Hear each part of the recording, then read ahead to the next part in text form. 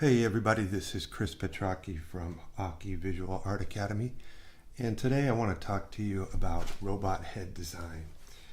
And let's talk about why I want to do this. Well, because robots are cool, they're contemporary, and they're futuristic. Things like transhumanism, where that's a project transforming humans more and more into robots. The government does work with robots, and DARPA is one interesting project. It's the Defense Advanced Research Project Agency. You should check that out, where they do experiments and develop this kind of stuff. Robots, I want to challenge myself to do something. I'm not very good at this kind of robotic stuff, so I want to push the boundaries a little bit. And I want to enjoy the process while I'm doing that. Also, introduce some design principles you may not be aware of. So how am I going to do this? I'm going to use working in silhouette, working from the outside in, which is a very powerful way to work, and I'll explain that as we go. I'll use a technique called photo bashing in Photoshop, and clipping masks, which are very powerful tools inside Photoshop. And lastly, we'll be framing the subject to call attention to it. So let's get started. All right. Anytime I have a visual problem to solve, I need a plan of action. So my plan of action is going to be to work white on black and work from the outside in. So I want the silhouettes to pop out. That's why I'm working white on black. And working from the outside in is going to allow me just to concentrate on the big, bold shape. Because silhouette is something that people react to on a gut level. And if you get the silhouette correct, you'll get an emotional effect out of that silhouette. So you want that silhouette to have impact, and you want it to have the right shape language. So at the top of the file, you can see I have a circle, a square, and a combination of shapes. And on the left side, I just worked with a circle to keep the shape language consistent. And that round shape language would tend to say that the object is a little bit friendlier. Maybe if the robot is a fighter or attacker, it's more sleek and it can move quickly. And the second one is a square, so it might tend to say it's a little more bulky, a little more heavy. It could be kind of a defender kind of robot. And in this final row here, I'm doing circle, square, triangle. That means to me just every shape, any shape in combination. So I'm using the custom shape tool to drag out some shapes and then paint into them, and then also use the smudge tool to push and pull the shape around to distort it once I get it down. And that's a really effective way. Sometimes the liquify tool, you can use it, but it's a little more tricky, and the smudge tool is much easier, I find, and it's very effective. So now I've chosen the silhouette I want to work in, and next thing I want to do is stretch the silhouette vertically a little bit. And then I want to get all my photo reference into one file, into this file. So how am I going to do that? Usually I would do it one by one, and it would be really painful. So I'm going to show you a really quick way to load all these images. So you want to go to Image, or to File, Scripts, and then load files into stack. That's going to allow you to browse your folder for all your reference photographs, and then select them all, and it will bring them all one by one into the same file. That's super handy. Love that. It really streamlines my workflow. So I'm looking for some pre-prepared files of mechanical kind of stuff that I've made. And now I went ahead and clicked continue, and now it's loading all the files into the stack. Awesome. Once that's done, I can drag these files into my robot file and continue working. So there's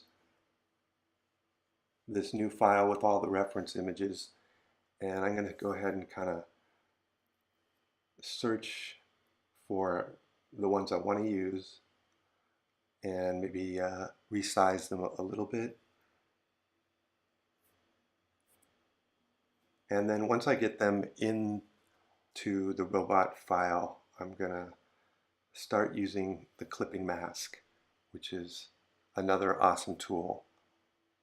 And that's where the real fun begins. So let's take all this stuff, shift click all the files I want, and drag them up to the top of the toolbar.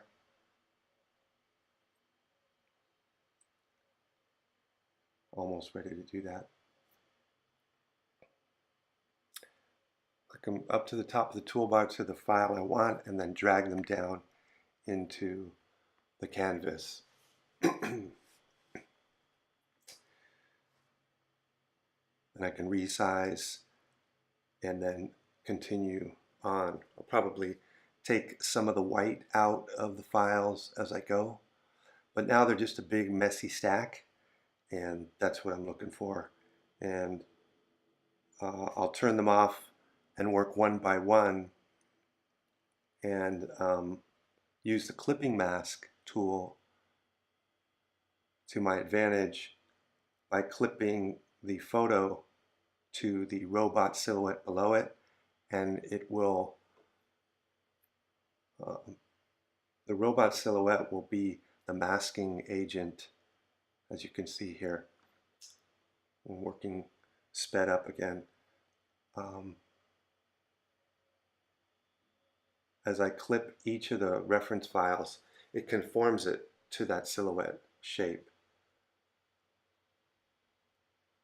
And then what I do is I go through the layer blending modes, and you can get to that by clicking on the blending mode and then holding shift and then going through the modes by clicking the plus or minus sign on the keyboard, and you can cycle through them really fast. And so what I'm doing is just kind of doing that hunt and peck, almost random accident, looking for fortunate random accidents, and just relying on gut instinct to recognize cool combinations of shapes. And this is just really fun and really creative way to work. And you can see on some of the, just to the right of some of the images, I'll have a white square there that's a adjustment layer, and that allows me to paint black or white into the layer and erase or reveal some of that imagery non-destructively. So I went ahead and I loaded some more mechanical kind of robotic pieces using the scripts tool to load images into stack and just keep going. So I'm just revealing each one by one. First I turn them all off, and then I turn them on one by one and use the clipping mask, and each one is clipped to the layer below it. Basically they're all clipped to the black silhouette, and that's the advantage of working in the black silhouette, not only to design but also to use the clipping mask, because it's a very clear and crisp shape that the photos conform themselves to.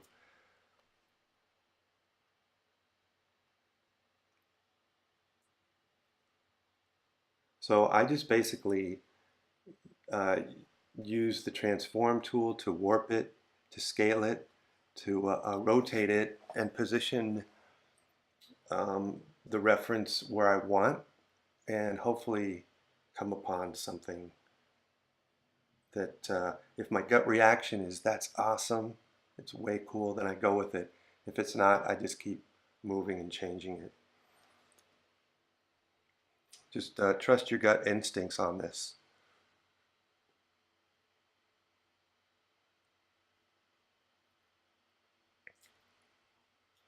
So you'll see me using the hue saturation adjustment layer, and that takes out the color. I'm basically just taking out the color information, making it all basically grayscale. It helps to kind of unify all of the photos into this one piece, because they all come from different um, cameras, different lighting conditions, and different colors, obviously. So I'll just solve that by uh, hue saturation and then turn down the saturation all the way.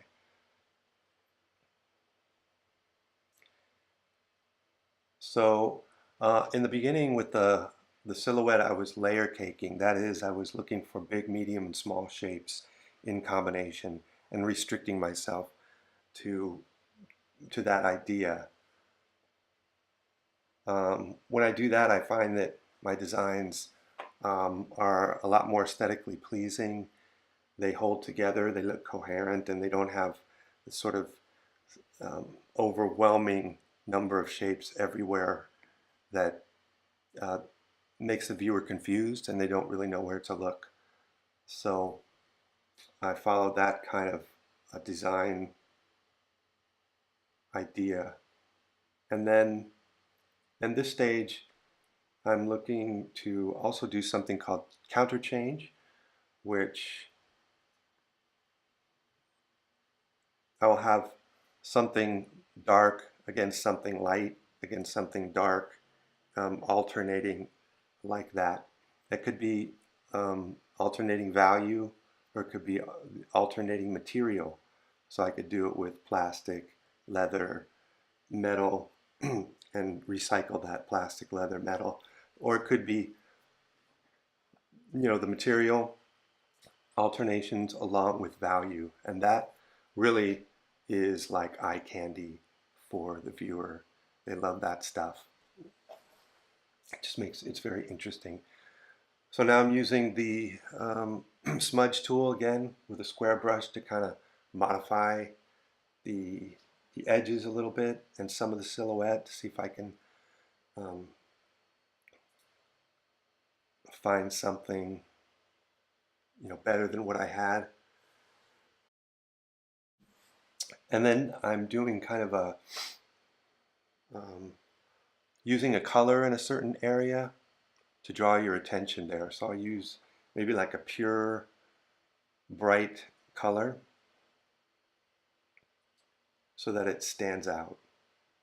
And it's almost like a color tag, and it's a great way to direct the viewer's eye in your piece to somewhere that is important. And you're saying, as the art director, you're in control, and you're saying, look here first. This is the most important side, because we might not know which side of this robot is more important, because there is a lot of detail and things to overwhelm the viewer. They might not know where to look. So I'll put a pure color, to make them look on that right side, the upper right side first. And I'm using some custom brushes to erase out and create kind of a break in that silhouette that I didn't like. And it's turning into a little bit of an opportunity for some nice negative shape going inside, and it looks like a mouth. And kind of putting some wires in there. Those always look great for technical stuff, robot stuff. It just reads really well. And then I'm using the brush with the multiply and or the darken mode, just to kind of paint over in a translucent way.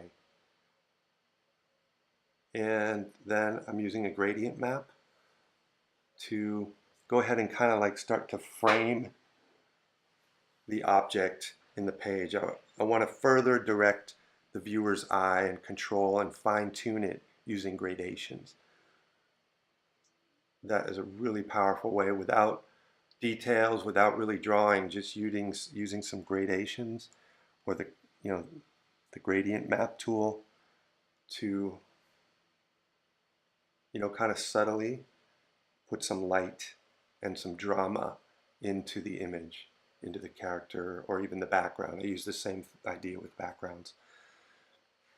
It's very effective. So the light coming from camera right, spilling onto the robot, looks dramatic, looks chiaroscuro, it's moody. This is kind of like a scary robot, so it works. And then I'm just trying to fix that torso because he was cut off in an awkward way. So I'm just copying parts of the robot and using them to fill that space for the torso and the lower back or the upper back part and the shoulder. And using the lasso tool to create some vertebra on that left side.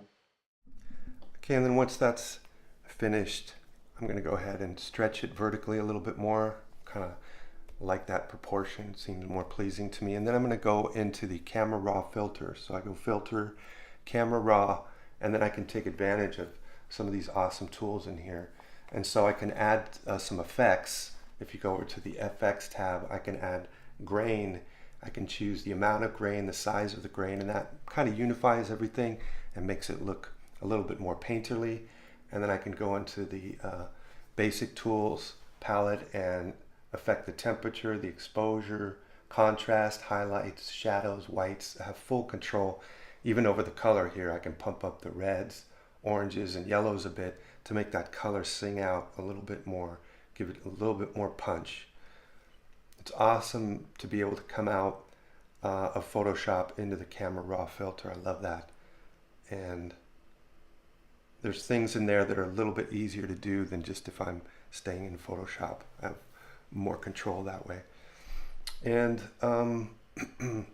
by Shift Option Command E, I can take all the layers in the stack and put a flattened layer on top, and then go ahead and stretch it a little bit more.